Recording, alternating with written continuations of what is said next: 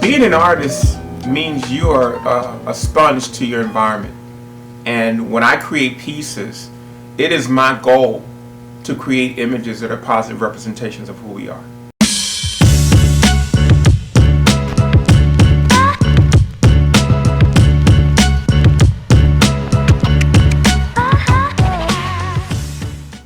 First of all, being an artist to me is it's a creative existence, and creative people are different. They're right-brained thinkers, most of them, and we're not different than anybody or better than anybody else. We just communicate different. We process different. I've never fought being an artist. I've always called myself an artist. Coming up, it was one of the few things I could do. I tried to follow my dad's footsteps. He was an athlete, so I wrestled because he wrestled. I ran cross country because he ran cross country, and I hated it.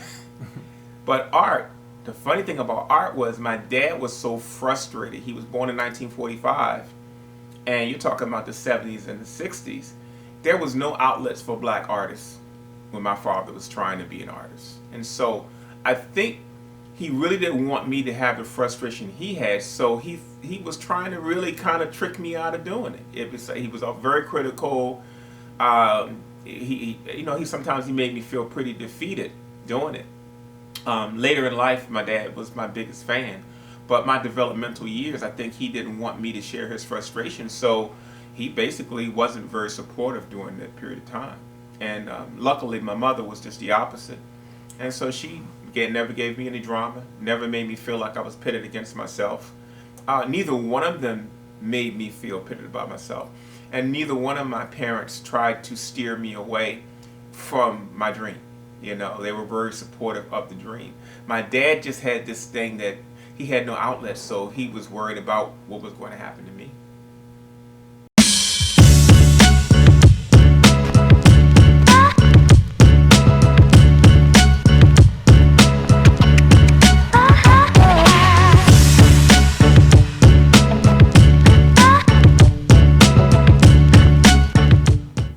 Things that nobody told me when I started being an artist is that it was part of me. It was an innate part of me. I was always taught that it was something I could do or not do. I was taught it was something that was an extension of me, like a light switch. I could do it or not do it. And in the 40 years that I've been a professional artist, the one thing I learned is that it is an innate part of my being. And being from Baltimore is important to me because Baltimore has such a negative stigma. They know about the corner and the wire and all this other stuff, and I was raised in many of those neighborhoods, but that doesn't define Baltimore.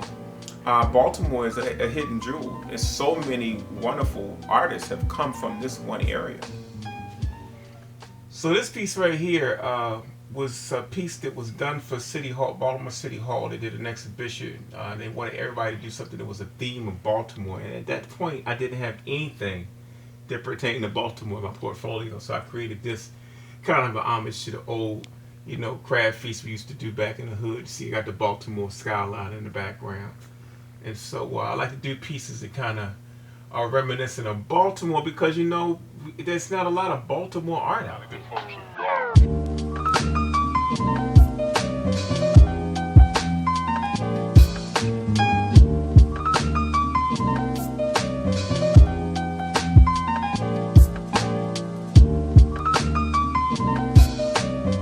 If it's not black, I don't want to do it. If it's not depicting who I am or the people that look like me, I don't want to do it.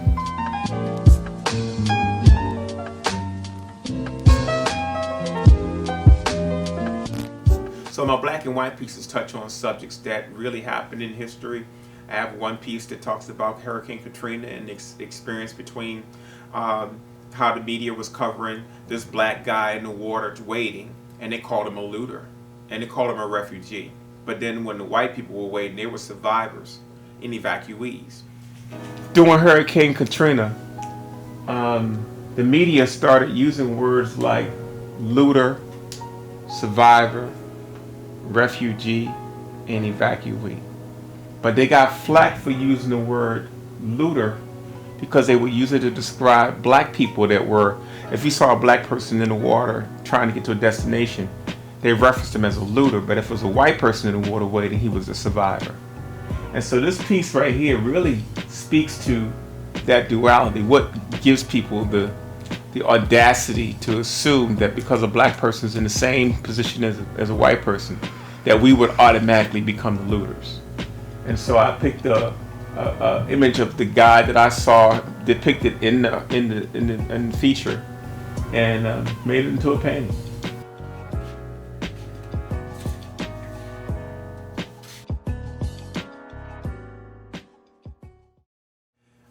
I go to the gun range every now with one of my childhood friends, and this childhood friend's name is Eric Toombs.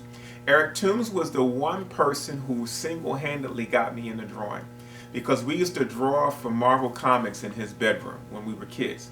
He was one of the few kids my parents would let me go into his house. So over the years, we've maintained friendship. We went to the gun range, and I kept looking at these charts saying, man, I want to do something with these charts. And then it hit me to do a whole series of pieces actually using those gun charts. And it's called The Killing Game. So this whole thing right here is really kind of a dedication to all the folks that have lost their lives to police brutality. This is really just a real live gun chart. And all I did was collage it. I wanted it to look real crude, that's why you see the wrinkles in it. It's got Elmer's glue on it, it's got a whole bunch of stuff. And then you see all these little symbols. I got guns and shells and all kinds of stuff in here. I wanted something to be real crude to really speak to gun violence in my particular way. Along the way, there are a lot of people who have claimed credit for my success, but there are really a couple of people that are pivotal. And Chanel Alford would be the top of the list. And he was my second father. My parents broke up when I was 14. And that was the year I went to Carver. And this dude was 6'7", 6'5", 6'7", something like that. He was had a big afro too. So he wasn't to be played with, and I needed the kind of teacher he was. But what he did was he looked at me, he knew my dad, he knew my family, and he decided he was going to make sure he was going to keep me off the street, you know. But what he also did was he challenged me because he saw my talent. So he put me in whatever at the time I hated it. I thought he was punishing me for some reason. But I didn't realize he was pressing the boundaries of what I was capable of doing. But along the way, he became a dear friend. Up to his death a few years ago, he became my second father and my friend. He was also responsible for my consciousness.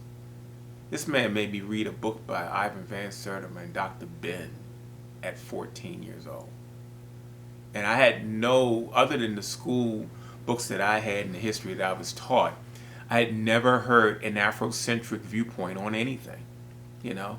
And so, not just did he help me with my talent, he helped develop me as a person, he also gave me that other viewpoint of who I was as a person. My first thing he said to me when I walked into his class was that I was a descendant of kings. And I thought he was crazy. I was ready to just drop my book bag and just roll out. Oh man, this is just too crazy for me. But you know what?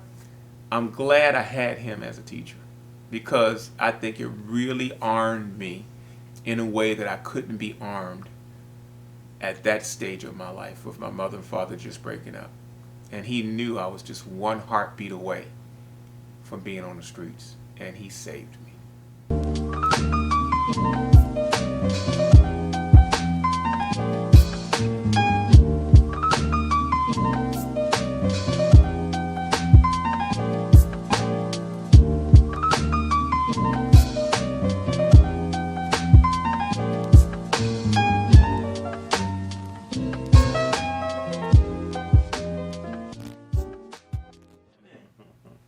Hey man.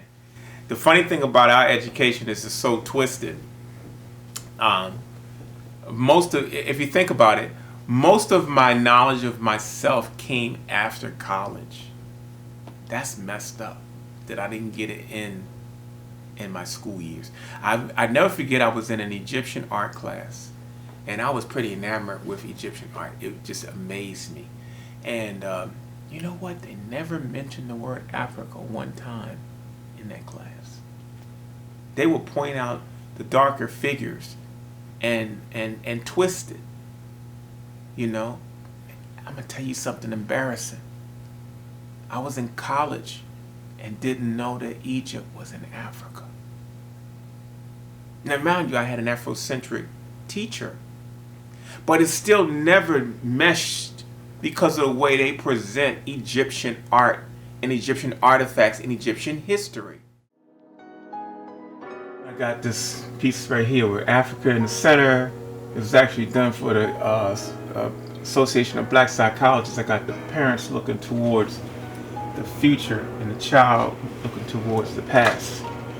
And I got a lot of African symbolism in here and some Egyptian references to Egypt, some other kente cloth patterns in here. So I do a lot of pieces that are for jazz festivals and cultural festivals or music festivals. And so this piece right here was actually done for another City Hall show I did that housed about 30 of my jazz pieces. In 1985, I met Dick Gregory. I knew nothing about Dick Gregory when I met him, but he wanted to hire me as his artist to do graphic work for his Bohemian Diet at that time. Little did I know that this man was going to completely take my brain out of my head, shake it off, and stick it back in. Because working with him for 6 years, I got to see his political side. I got to see his comedic side. I got to see his conspiracy theory side. And I got to see how some of those things rubbed off on me.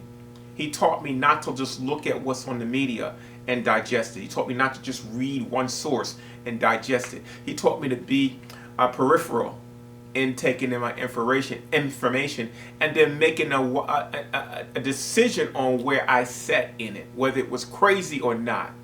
That's what I learned from Dick Gregory.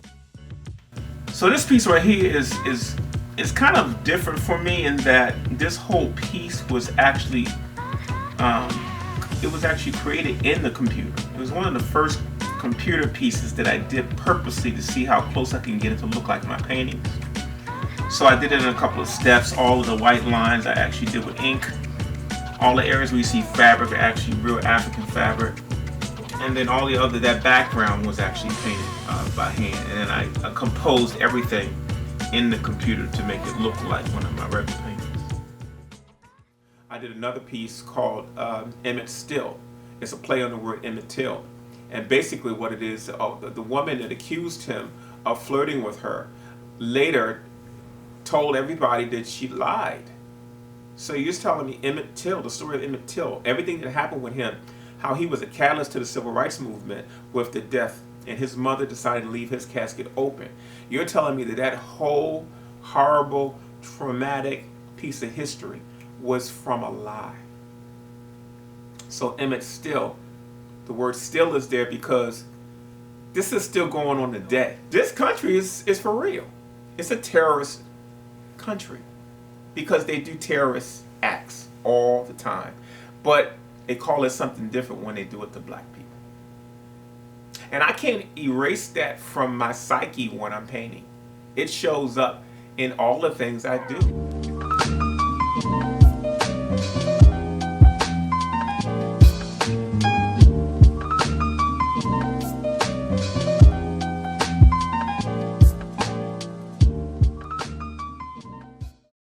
I have a particular view on this situation that's part of the civil rights movements of the 70s and part of what's happening right now in 2000.